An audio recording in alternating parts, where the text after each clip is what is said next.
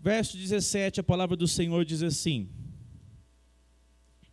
mas nisto que agora prescrevo, não posso elogiá-los, porque vocês se reúnem não para melhor, e sim para pior.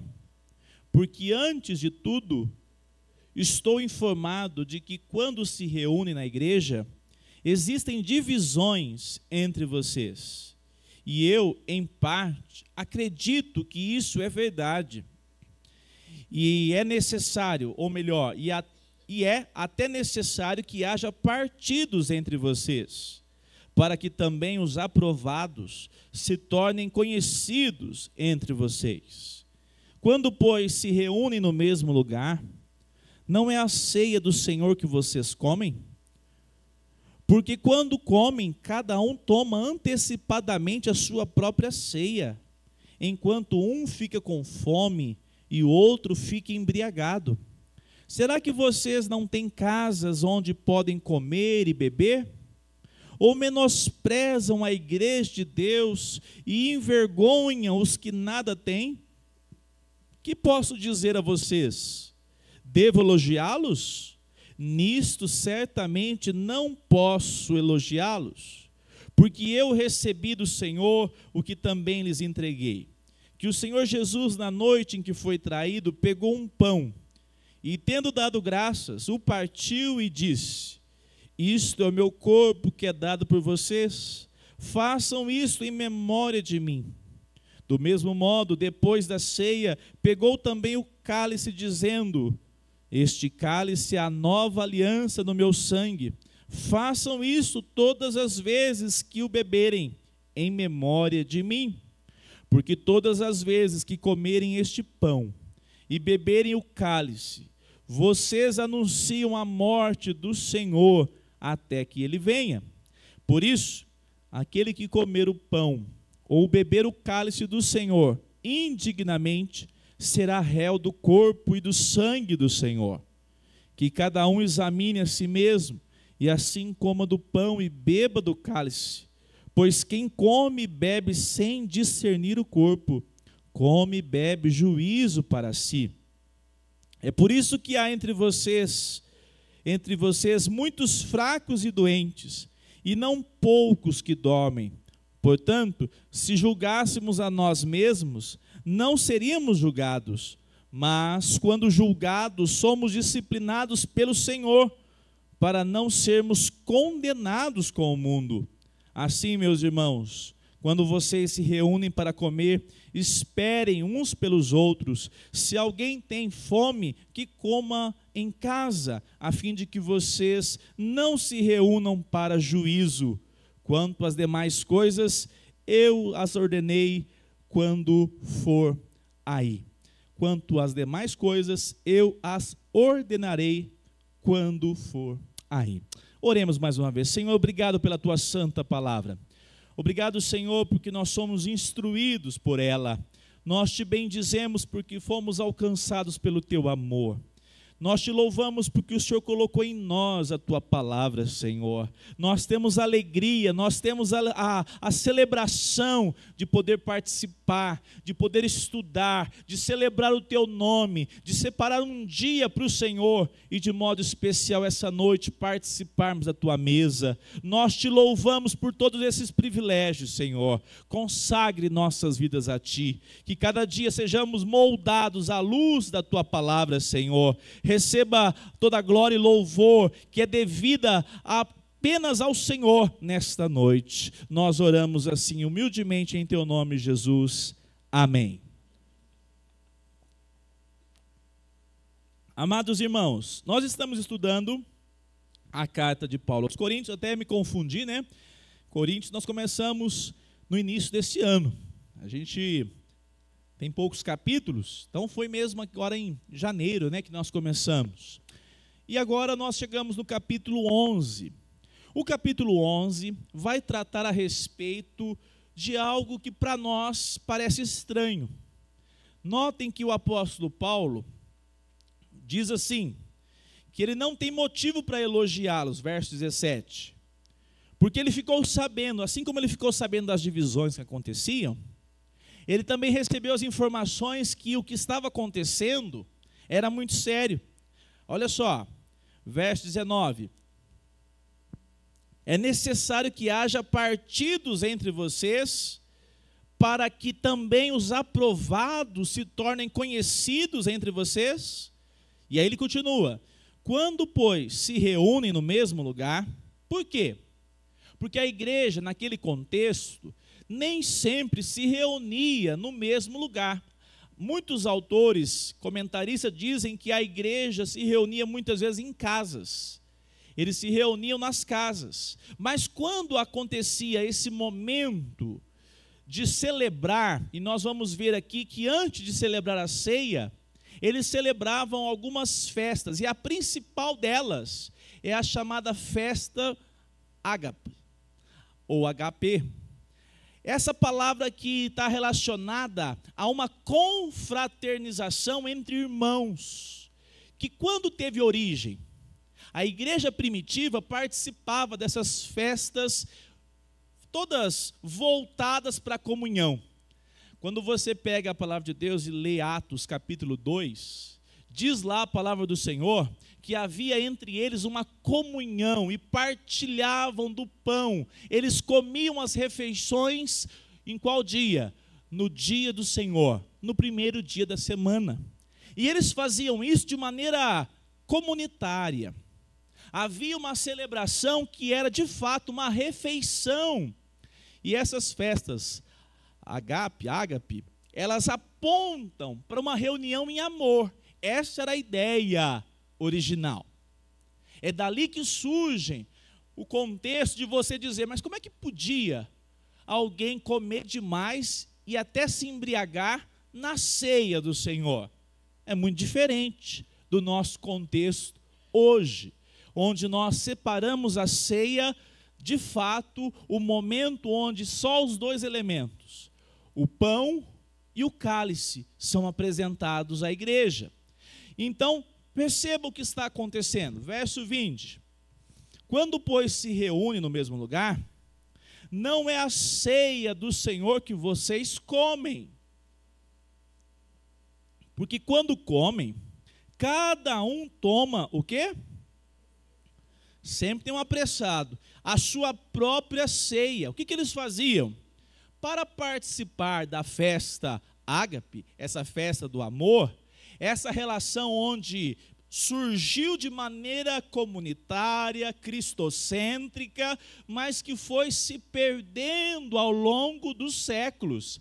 Tanto é que no século VI ou VII, essa festa ela é proibida.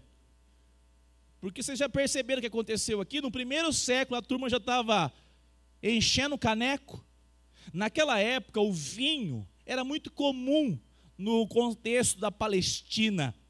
E ao invés das pessoas terem domínio próprio e tomar apenas algo moderado, a embriaguez era vista na vida de crentes. E aí, aquilo que era para ser uma grande bênção, tornou-se um problema no meio da igreja do Senhor Jesus. Paulo diz, vocês, verso 21,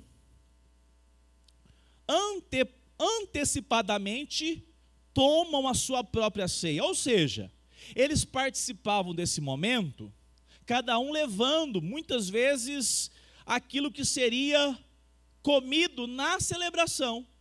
Então, as famílias faziam então o uso, levavam as comidas, os preparativos, só que, olha só, quando chegava lá, o momento começava para estar reunidos, não se preocupava se todos estavam presentes, se de fato havia uma preocupação.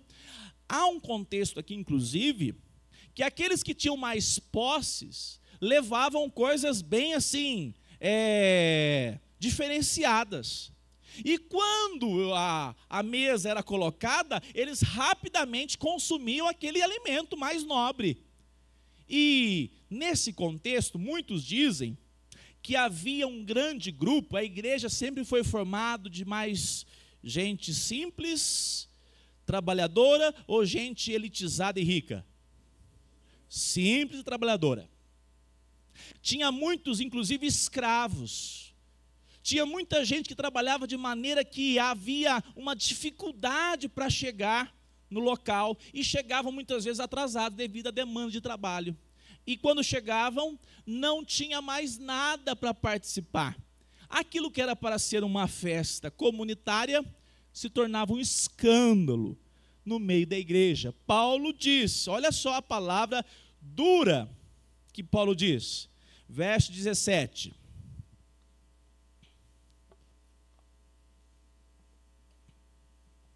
Não posso elogiá-los, porque vocês se reúnem não para, e sim para. Você já pensou? Você ir para a igreja e fazer pior do que não ir? É isso que está acontecendo na igreja de Corinto.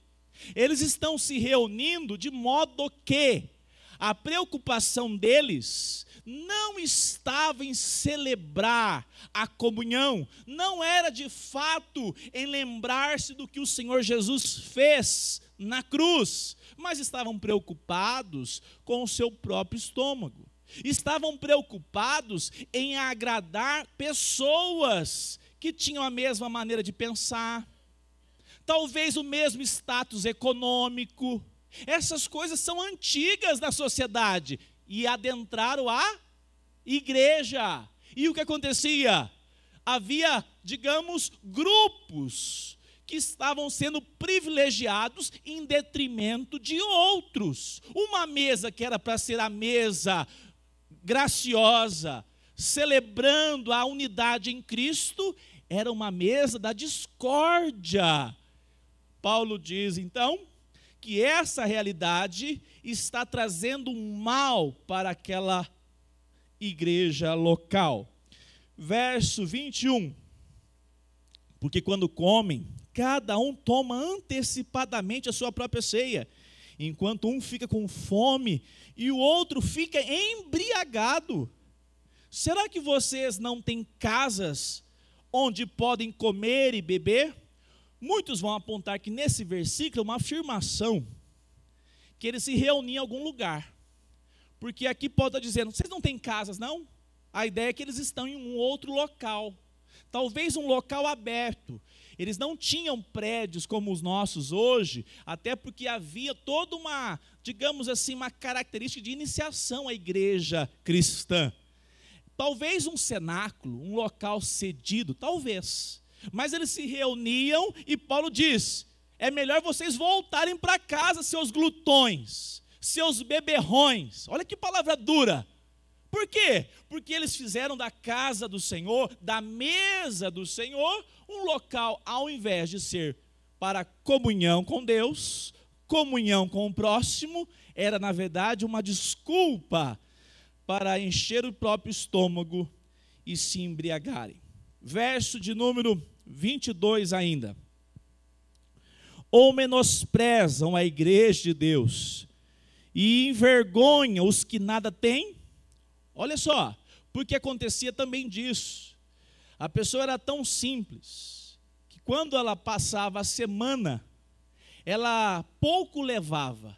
Alguns tão pobres, que pouco tinha para levar na refeição semanal. Eles faziam uma vez por semana, a cada domingo. E quando acontecia isso, a pessoa não tinha mais nada para levar e pensava assim, vou chegar lá e vou pelo menos comer, porque eu estou com fome. A pessoa tinha necessidade física durante a semana de não fazer uma refeição talvez completa ou bem estruturada. E quando ela chegava nessa mesa, que seria a mesa da comunhão, a turma que chegou primeiro, os mais apressados, comeram à parte, sem se importar que havia pessoas ainda que chegariam para participar da festa do amor. Que de amor, de repente, não tem mais nada. Então Paulo diz, verso 3, 23, porque eu recebi do Senhor. Paulo agora começa uma afirmação, dizendo, o que vocês estão fazendo não é a ceia do Senhor. O que vocês estão fazendo é algo totalmente diferente, totalmente antagônico, totalmente contrário ao que o Senhor estabeleceu.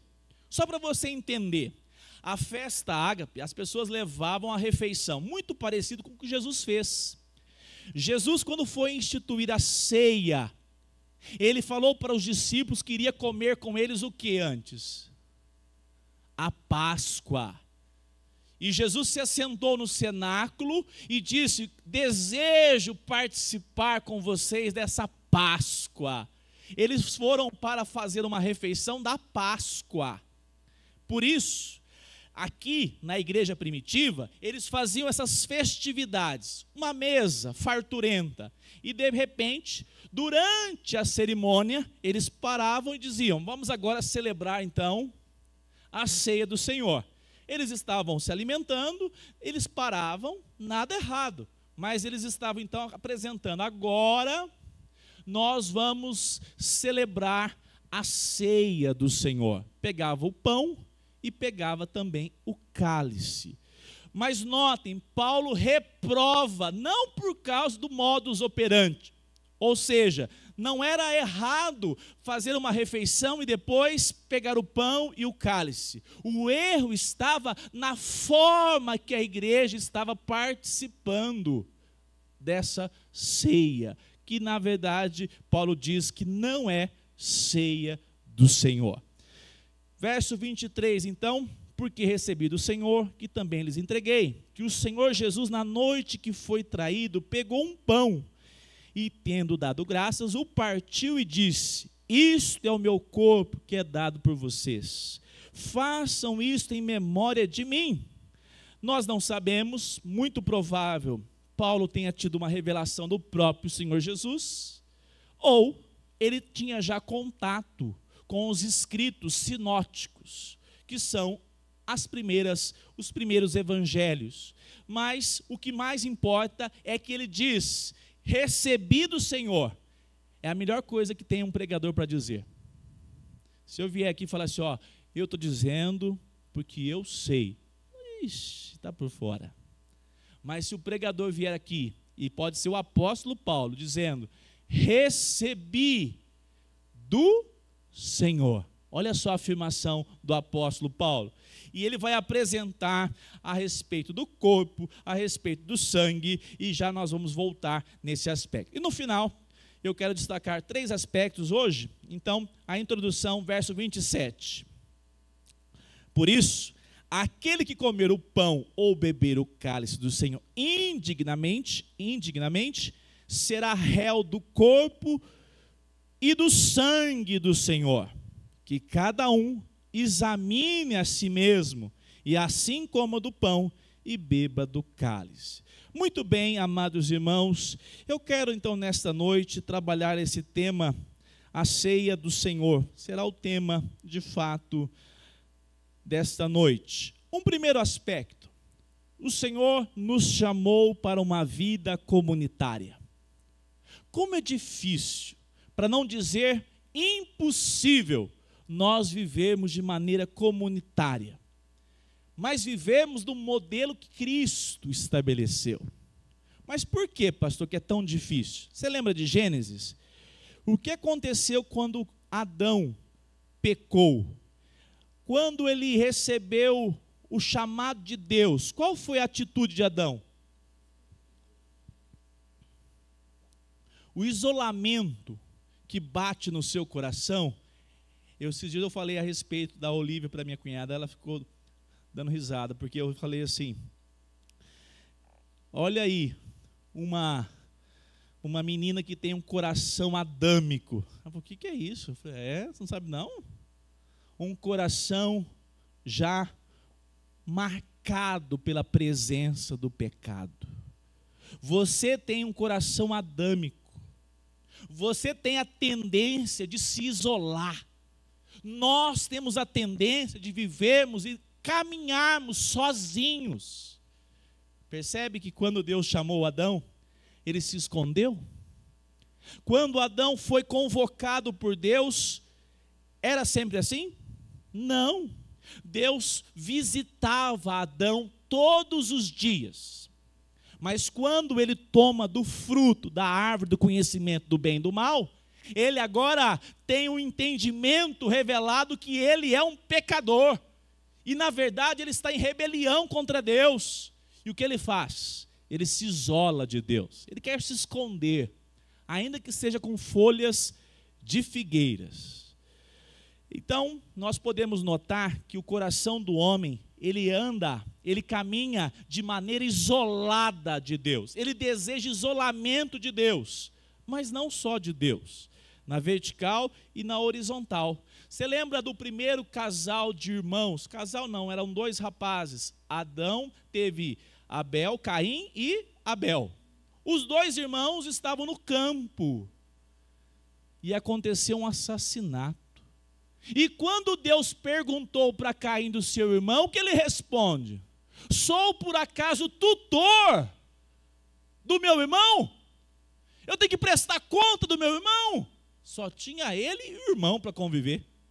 Você acredita num negócio desse? Então perceba que o seu coração, o nosso coração, é inclinado a vivermos de maneira egoísta, isolada, porque esse é o padrão adâmico, o padrão da queda. E quando você nota isso, você que conhece a palavra de Deus, você tem que combater o seu coração, porque agora em Efésios 2, capítulo 2, verso 13, tem uma resposta para aqueles que estão em Cristo Jesus.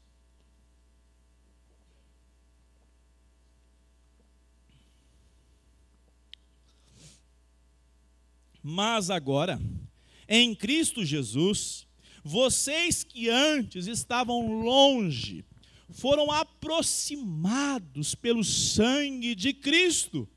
Aqueles que estavam afastados, arredios a Deus, o Senhor nos chamou para próximo dele, de maneira que o seu sangue, o que é isso? A sua morte nos uniu novamente a Deus. Se você era indiferente a Deus, foi por meio dos méritos de Cristo, eu repito essa palavra, para que você fosse reconciliado com Deus. Você quer ser uma pessoa de convivência comunitária? Diz amém pela madrugada aí. Vocês querem, né? Amém. Você quer ser uma boa pessoa dentro do seu lar? Você quer ser uma pessoa receptiva? Independente se você é fleumático, sanguíneo, não importa o seu temperamento. A primeira coisa que precisa ser resolvida no seu coração é ter a sua alma, o seu coração apaziguado, resolvido diante de Deus. Resolveu isso? Agora com Deus a sua relação foi restaurada. Você agora de fato desfruta essa dádiva. Você pode conviver com seu irmão. Perceba que conviver com o seu irmão é sobrenatural, porque a queda trouxe para o nosso coração, para a nossa mente, um egoísmo terrível. Se nós deixarmos o nosso coração falar, nós não agimos em prol do outro para nada. E é uma tendência minha e sua, que por meio de Cristo, verso 14, porque Ele é a nossa paz. Quando nós temos o coração resolvidos em Cristo Jesus, a paz. Eu questiono muitas vezes aqui, de vez em quando eu brinco, mas eu gosto de cumprimentar com paz, viu, irmãos? Eu sempre dei paz para a Antônia a vida toda, né, Antônia? E vou dar e continuar dando paz, mas eu sempre faço a crítica da paz. Passo uma semana em pé de guerra com Deus e com todo mundo. E encontro o irmão, o que diz? Paz do Senhor. Só. Obrigado, Elias, amado. Não, tá bom. Paz do Senhor. Aí alguém vai falar, pastor, mas é profético, a paz não é dele, não, é do Senhor. Como que pode? Não. Nós precisamos todo o tempo estar conectados com Deus para dizer: Senhor, o Senhor já restaurou a minha comunhão com o Senhor. Eu não posso ser essa pessoa difícil, eu não posso ser essa pessoa sisuda, eu não posso ser essa pessoa que faz distinção entre ciclano e beltrano. Porque o Senhor me deu um coração que está conectado com o Senhor novamente. Eu fui restaurado e eu fui inserido numa comunidade da fé para que eu possa servir cada um dos meus irmãos. Isso é uma dádiva de Deus. Isso é um milagre poderoso que Deus restaura. Muito provável que a igreja de Corinto estava cheio de pessoas que, você já viu a garra retrátil que tem o seu gatinho? Você já viu as garras de uma fera? Quando não está precisando, tá como que fica? Igual o Wolverine, né? Guardadinha. Mas na hora que a coisa pega, vixe, sai de perto, porque as garras são reveladas. Amados irmãos, há muitas pessoas que nunca foram reconciliados com Deus, por isso não conseguem viver em comunidade. Comunidade cristã. Não é igual aí fora, porque aí fora eles procuram todos iguais. Ah, você é de tal lado, então nós vamos caminhar junto. Mas o pensa diferente. Não, isso aqui rompe com ele. Como é que diz hoje? Cancela ele. Isso não é comunidade cristã. Comunidade cristã é mesmo que eu saiba que é diferente do que eu penso, eu em amor em Cristo, eu sou chamado por Cristo a lembrar que eu fui reconciliado, mesmo eu sendo tão diferente de Cristo. E assim eu posso estender a mão àquele irmão, à minha irmã. Notem aqui na palavra do Senhor, verso 19. É até necessário que haja o quê? Tem lugares que eu ouvi uma expressão essa semana, achei interessante. Tem lugar que exala paz? Tem. Até um lugar que a gente não gosta, o cemitério também, né? O cemitério é uma paz danada, né? Todo mundo tem uma lápide lá que, ó, o que puder pagar, constrói uma lápide bem cheia de predicados. Lá ninguém brigou com ninguém, lá não tem briga, é só paz, é um silêncio, não é assim? Não é essa a paz que a igreja deve experimentar. Essa é uma paz produzida artificialmente. Olha o que Paulo diz: é até necessário que haja partido entre vocês, é necessário que tenha uns bode, é necessário que tenha algumas pessoas que são assim, prontas, uns para servir aí, ó, que benção. Outros para ficar o tempo todo cutucando, mostrando as garras, revelando quem são. Paulo diz: é bom que tenha um fogo no meio de vocês, para poder, como o ouro é depurado na fornalha, tirar as impurezas. Eu sempre digo aqui, eu sempre falo isso, é bom demais, Henrique, me cumprimentar. Eu tenho o privilégio, né? Batizei esse jovem servo do Senhor. O problema é quando nós pisamos no dedinho machucado do outro. Aqui é uma convivência, todo mundo chega, vai embora, rapidinho. Eu tenho dito, quem não participa de pequeno grupo, não deu nem ainda a iniciação para viver em comunidade. É papá. Porque aqui é muito simples. O grande desafio é quando a coisa de repente arrocha, um fogo levanta, aí nós veremos quem é quem.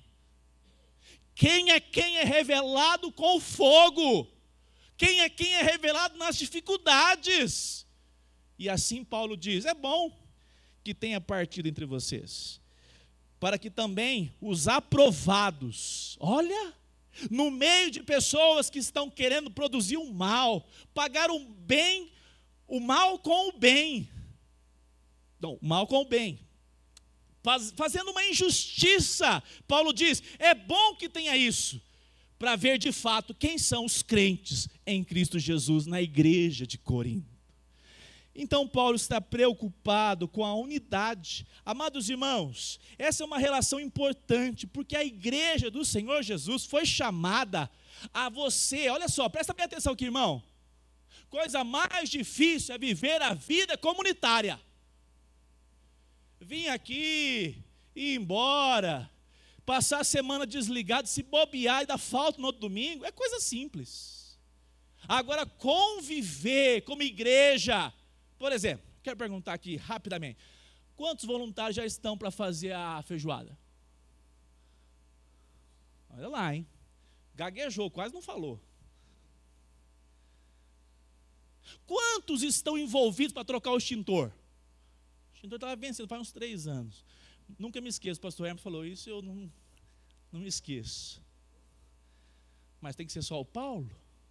Não, nós somos uma comunidade. Tem que ser só o irmão Ciclano? Não, nós somos uma comunidade. Há uma relação comunitária que a igreja do Senhor Jesus não tem esse modelo aí fora. Aí fora como é que é? Tenho saúde, faço as minhas viagens, tenho condições financeiras e eu posso resolver os meus problemas. Não entendeu comunidade. Talvez tenha tudo isso e é crente. Louvado seja Deus.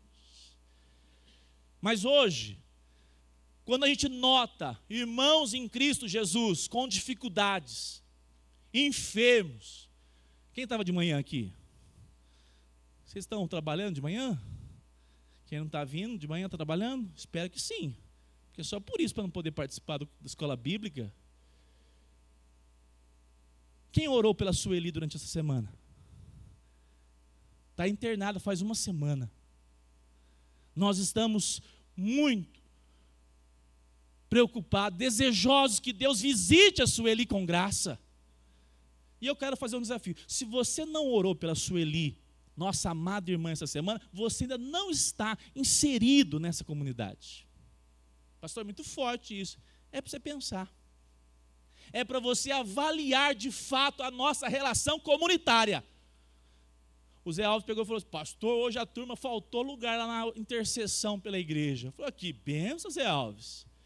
Que continue assim.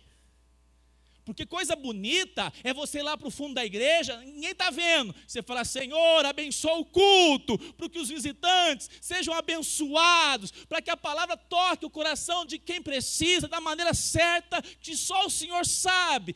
Intercede em prol do outro. Sai da zona de conforto. Nós vivemos uma igreja evangélica em si mesmada, que só sabe pedir para a cura, prosperidade material e vitórias na vida pessoal. É isso que a igreja evangélica é, uma caricatura da igreja verdadeira. Isso não é a igreja verdadeira. A igreja verdadeira é uma comunidade. Não vou falar o nome do santo, porque nem devo. Mas um irmão falou, pastor, o irmão não foi recebido. Eu falei, pois é, irmão, eu também me entristeço. O irmão está passando uma barra assim, assim, assim. Eu falei, então tá bom, pastor, vamos orar por ele. É verdade, vamos orar por ele. A nossa vida comunitária, a dádiva de termos sido reconciliados com Deus, é para de fato vivermos uma vida cristã, dizendo, Senhor, eu me alegro quando eu vejo uma família inteira na presença do Senhor. Eu me alegro quando eu vejo pessoas que estão de fato sedentas da Tua palavra, e eu me entristeço, Senhor. Eu oro, Senhor, por pessoas que estão tão frágeis na caminhada cristã. Será que você já notou pessoas assim? Será que você já faz parte dessa comunidade, você já sabe orar assim? Gente que vai se esfriando, vai se esfriando, vai se esfriando. E como é que a gente faz? Ah, que vai embora. É assim que a gente faz? Não, de jeito nenhum. A gente, no mínimo, fala: Senhor, alcança a fulana. Começa com J e termina com Célia. Porque dói no nosso coração. Tem que ser uma relação comunitária, não para você vir para receber o que você merece. Ah, mas a minha família tem tantas demandas. Saiba de uma coisa: a maior demanda de todas foi resolvida na cruz do Calvário. E tudo que nós vivemos hoje é graça do Senhor Jesus. É difícil, tem coisas difíceis. Eu ouvi a Glauce comentando por meio da Gisele. Tem tragédias com crianças na igreja brasileira, igreja em São Paulo. Tem situações que a gente fala assim: que dor. Se você de fato vive a comunidade cristã, você é aquele que diz: Senhor, eu estaria fazendo outra coisa. Eu deixaria essas questões para outro dia, mas eu me importo, porque de fato o Senhor me reconciliou. E diferente de uma empresa que eu sou contratado pelos meus méritos, uma escola que eu posso pagar, eu fui chamado para pertencer a um local que o Senhor trouxe tudo que eu necessitava. O Senhor me concedeu a dádiva, a condição de pertencer a um povo chamado sacerdócio real. Olha lá o texto. Vós, porém, 1 Pedro 2,9, sois raça, o quê? Eleita, sacerdócio real. Qual que é a outra palavra? Vamos orar pelo Brasil hoje? Mas aqui é mais importante que o Brasil. Aqui a bandeira não é verde e amarela. Aqui a bandeira é do Cordeiro que foi morto e ressuscitou ao terceiro dia. O Brasil nos preocupa?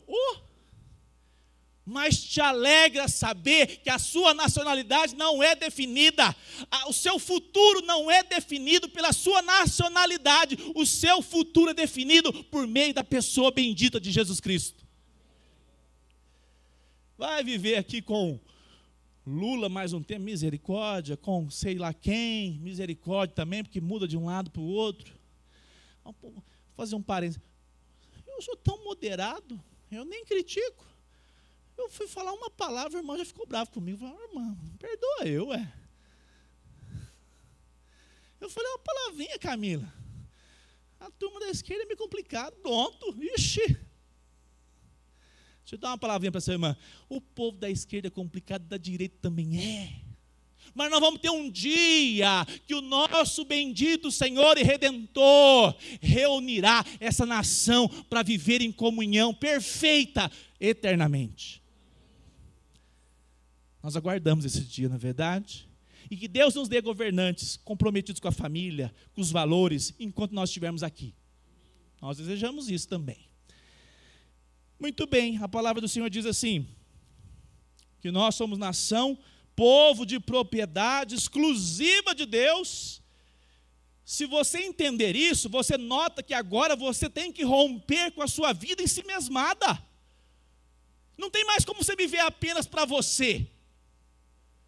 É esse o ponto que cada crente precisa entender. Você vive de fato o Evangelho? Ah, não sei, como é que vive o Evangelho? Se você vive vida comunitária, você está entendendo o que é de fato ser discípulo de Jesus. Se você se esforça por isso, você já começou a entender a caminhada. Se não, você não entendeu o chamado. Nós fomos chamados para ser uma nação santa, um povo de propriedade exclusiva, de maneira que nós possamos propagar lá fora que nós fomos alcançados por misericórdia e vivemos agora o modelo de Cristo. Não o modelo do mundo aí fora, que é eu entrego o que eu recebi. Nós somos chamados a ser uma comunidade em amor de verdade. Nos alegrar com o outro, coisa difícil. Coisa difícil hoje é se alegrar com aquilo que o outro conseguiu. Porque chorar com a tragédia não é tão difícil, não. mas se alegrar com aquilo que está acontecendo com o outro, isso é a ação de Deus na vida desse servo, dessa serva do Senhor. Muito bem, para nós caminharmos. Segundo aspecto que eu quero destacar nessa noite: devemos celebrar a ceia com toda alegria e consagração ao Senhor. Quando começa a ceia do Senhor? No contexto da Páscoa. Cristo é o Cordeiro Pascal. A ceia foi estabelecida no dia, de maneira que o Senhor sabia exatamente, na noite que o Senhor foi traído. Paulo diz, a expressão é declarada, Cristo estabelece a ceia, a nova aliança, no momento que eles estavam celebrando a antiga aliança. O que aponta, então, a ceia? A ceia é o cumprimento perfeito daquilo que era sombras no antigo. O cordeiro sem defeito era apresentado. Lembra disso? Para que a nação de Israel fosse liberta do Egito, Deus instituiu que um cordeiro seria imolado, seria morto e passaria o sangue nos umbrais da porta. Esse cordeiro, cada família que não fizesse isso, o anjo da morte viria e mataria o primogênito. É a última praga lá no Egito. E agora nós temos em Cristo Jesus o Cordeiro Santo, puro. Esse sangue era passado nos umbrais da porta. Essa ação, além de apontar para a substituição, que Cristo assume o meu e o seu lugar, uma substituição que chamamos de vicária. A morte de Cristo é uma morte vicária. Era para você ser amaldiçoado. Maldito todo aquele que for pendurado no madeiro. Mas ele se fez maldição no seu lugar, no lugar da sua família, no lugar da igreja que ele mesmo chama. A palavra do Senhor nos mostra. Abra sua Bíblia em Romanos 3, para você ver uma referência importante. Nós temos alguns símbolos no Antigo Testamento. Havia um local chamado de propiciatório. Hoje nós mostramos aqui uma imagem do tabernáculo. Como é que era o propiciatório? Era um baú. Esse baú era o quê? A Arca da Aliança. Dentro dele tinha as tábuas da lei. Vara de Arão, o maná, mas as tábuas da lei estavam ali. E sobre ele, Deus pediu para construir o quê? A tampa, onde era o propiciatório. O que acontecia nessa cerimônia? O sumo sacerdote entrava uma vez por ano, no dia do Yom Kippur, uma vez por ano. O sacerdote pegava o sangue dos animais que tinha sido imolado numa bacia e entrava no Santo dos Santos. Em cima daquela arca da aliança havia o propiciatório, que era uma tampa, com dois, o quê? Um olhando para o outro, querubins. E ali o sumo sacerdote derramava o sangue, aspergindo o sangue daquele animal, apontando um local onde havia santidade, a lei do Senhor. Havia um elemento onde a palavra de Deus estava ali naquele baú, naquela caixa, e sobre ele aquele sangue no propiciatório, Deus dizendo: eu serei gracioso com vocês, eu tenho um plano de resgate de vocês, eu pagarei o preço por meio da nova aliança, eu derramarei o meu sangue para que vocês tenham acesso à minha presença, e tudo que a lei exige por meio de Cristo será cumprido. Que lindo isso, né? Que maravilhoso. Um sacrifício vicário, o propiciatório, que era uma bacia, uma tampa, apontava para um madeiro, onde a pessoa bendita de Jesus Cristo seria pendurado. E note, de quanto em quanto tempo o sacerdote precisava voltar e apresentar a oferta pelos pecados do povo? uma vez por ano, todo ano, até que Cristo Jesus, na cruz do Calvário, aquele que foi morto em nosso lugar, de uma vez para sempre, ele derramou seu sangue perfeito, puro, para nos justificar de todo o pecado. Abra sua Bíblia aí em Romanos capítulo 3, 24.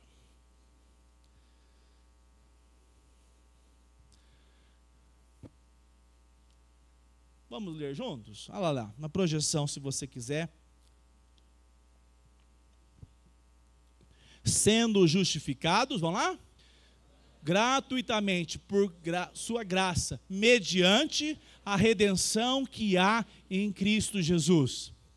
A quem Deus, como?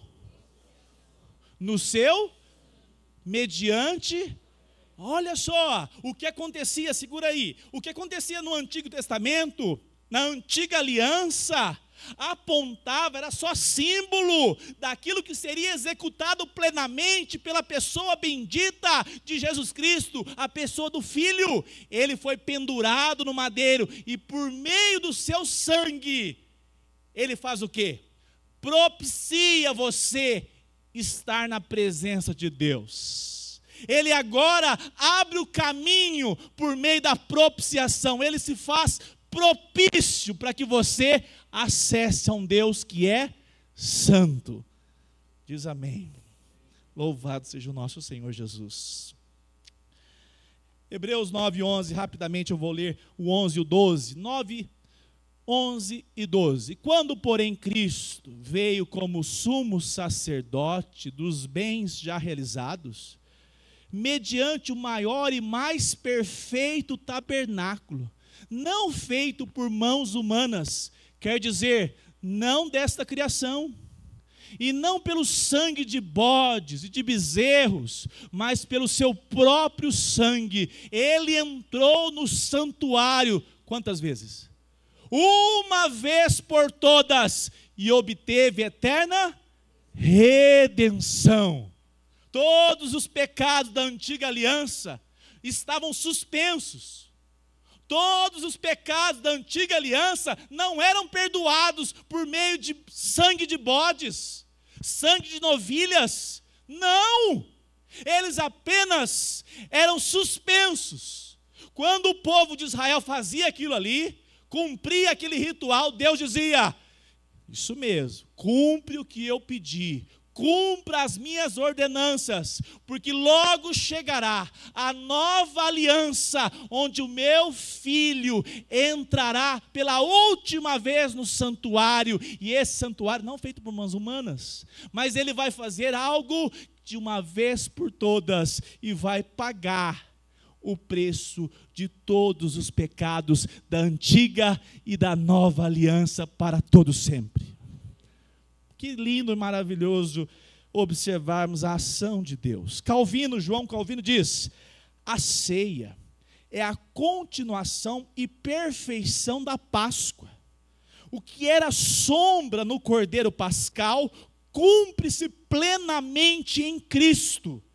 E é por isso que nós celebramos, não uma libertação geográfica, não uma libertação do Egito, mas uma libertação do jugo do pecado, da escravidão de Satanás, e que agora em Cristo fomos libertos para sermos uma comunidade que adora e relaciona com o Senhor e se ama para a glória desse próprio Deus. Que coisa maravilhosa, Meire, que sentido perfeito para se viver nessa vida, de modo que agora essa dádiva do Senhor se revela nas nossas vidas, na caminhada com o Senhor, aqui entre nós. Tem uma frase também muito conhecida, de Jonathan Edwards, diz assim: a Páscoa era apenas um tipo, mas Cristo é a substância. Assim como Israel saiu do Egito pelo sangue do Cordeiro, nós fomos redimidos da ira de Deus pelo sangue de Cristo. Amém. Muito bem, eu quero concluir nessa noite com o último aspecto. A palavra de Deus, 1 Coríntios capítulo 11,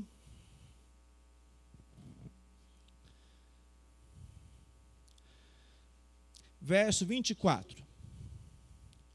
E tendo dado graças, o partiu e disse: isto é o meu corpo, que é dado por vocês.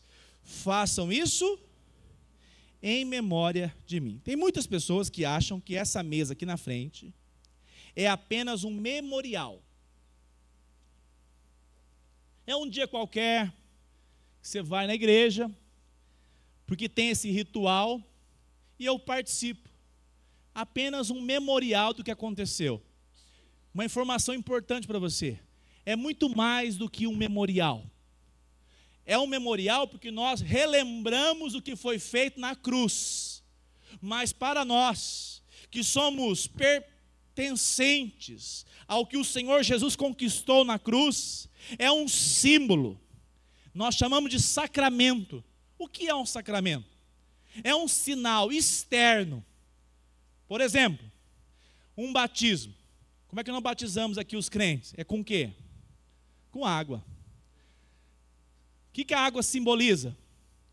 A ação do Espírito Santo que já aconteceu dentro do pecador. Sacramento. Ceia. O que é a ceia? Símbolo. O Senhor Jesus disse: eu estou inaugurando a nova aliança. Por meio do meu sangue, por meio do meu corpo, vocês terão parte comigo. Até o dia que eu voltar, até o dia, o grande dia do encontro.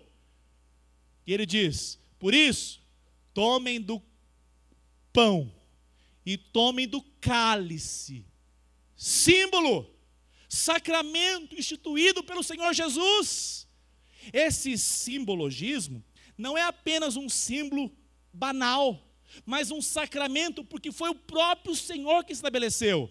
Nas alianças, nós podemos ver essa marca também dos sacramentos. A relação que nós, no Novo Testamento, nós dizemos, nós temos 2 sacramentos instituídos pela pessoa de Cristo Jesus: a ceia e o batismo. Agora notem, o sacramento onde há uma aliança que Deus faz conosco, de maneira que há um sinal externo do que está acontecendo dentro de nós.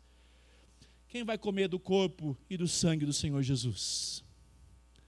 Há só alguns crentes aqui. Quem vai participar do corpo e do sangue do Senhor Jesus? Você está com medo de ser da turma da transubstanciação? Ah, não, aqui não, com medo. Não sei se eu mordi. Não. Esse pão e esse cálice, eles são pão e cálice, mas quando nós tomamos do pão e quando nós tomamos do cálice, nós estamos assumindo um compromisso de nos alimentarmos de Cristo Jesus por meio dessa mesa. Há uma presença real de Cristo Jesus nesse momento. Nós não o vemos, a substância do pão não muda, mas quando você toma do pão, você está dizendo: eu me alimento de Cristo, a minha vida está ligada em Cristo, o que eu preciso para viver é ser sustentado por esse pão, que é a pessoa bendita de Jesus Cristo. Eu quero terminar com algumas observações importantes. A ceia requer um autoexame. Quando você estende a mão, eu não estou falando para os visitantes. Tem visitante que nunca entrou numa igreja evangélica. Aí ele vai lá e pega. O pastor não instruiu, passou batido, e ele pega o pão e pega o cálice. Há menos rigor sobre a vida dele do que para você que já foi batizado e sabe discernir o corpo e o sangue de Cristo. Nós não estamos falando a respeito de alguém desavisado. Nós estamos falando a respeito de quem conhece a obra de Cristo. Paulo está dizendo a respeito da igreja. A igreja, quando não tem discernimento, por isso, verso 27, aquele que comer o pão ou beber o cálice do Senhor indignamente, será réu do corpo e do sangue do Senhor. Quando você toma do pão, quando você toma do cálice, sem colocar o seu coração em rendição, em súplica, dizendo: Senhor, trabalhe na minha vida, perdoe as minhas faltas. Pastor, o que seria um resultado de alguém que é indiferente? Ele toma a ceia como ele come qualquer pãozinho servido lá fora, pipoca servida lá fora. Ele não tem quebrantamento, ele não tem entendimento, ele não faz menção na sua oração que necessita da graça e da misericórdia do Senhor. Mas ele participa do ritual. O texto diz que esses, verso 28, que cada um examine a si mesmo, e assim coma do pão e beba do cálice. Pois quem come e bebe sem discernir o corpo, come e bebe juízo para si. É por isso que há entre vocês muitos fracos e doentes, e não poucos que já dormem. Essa palavra aqui é uma palavra só para amenizar aqueles que já morreram por causa da rebelião diante da mesa do Senhor. Eu repito, pastor, essa semana não orei, essa semana não li a Bíblia, briguei com a minha mulher, briguei com meu filho, foi terrível, eu não vou participar da mesa. Errado. Você deve dizer: Senhor, eu me arrependo, faz a lista e põe assim: eu fiz isso, mas eu sei, Senhor, que eu desejo te servir, eu quero corrigir a minha vida, me abençoe nessa hora diante da tua mesa. É com quebrantamento e súplica que você participa da mesa. Para nós encerrarmos, eu quero então nessa noite que você reflita a respeito do quão privilégio, quão maravilhoso nós temos a dádiva de participarmos dessa mesa nessa hora, de modo que você pode ler lá em Apocalipse comigo, 19:9. Apocalipse 19:9. Bem-aventurados aqueles que são chamados à ceia das bodas do Cordeiro. E acrescentou: são estas as verdadeiras palavras de Deus. Eu quero destacar essa principal parte do meio, parte B do versículo. Bem-aventurados aqueles que são chamados à ceia das bodas do Cordeiro. Amado irmão, eu gostaria que nessa noite você possa experimentar, quando você tomar do pão e do cálice, você faça uma meditação na sua alma, dizendo: Senhor, como é maravilhoso ter parte no teu corpo.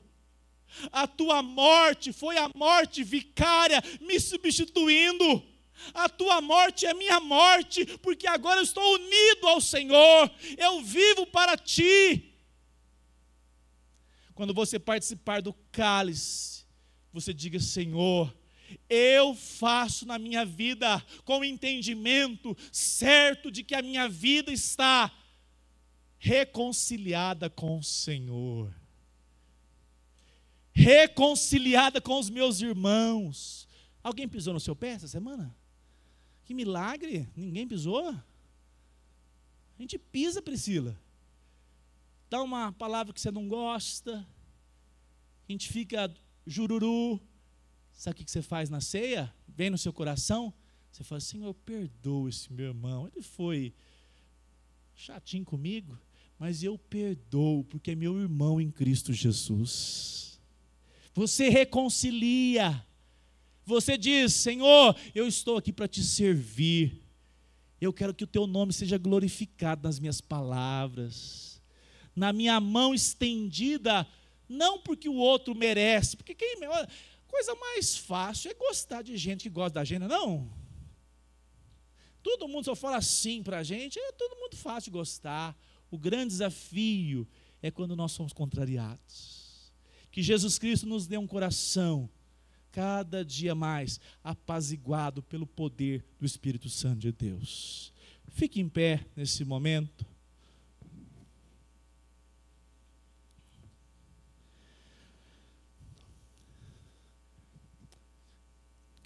Todo mundo aqui utilizou, é claro que tem a tela, né? De qual sentido para aprender da ceia aqui? Qual foi o sentido físico que você utilizou dá ao? Você aprendeu sobre a ceia hoje com a audição? Sim? Sim ou não? Vamos agora aprender de maneira palpável?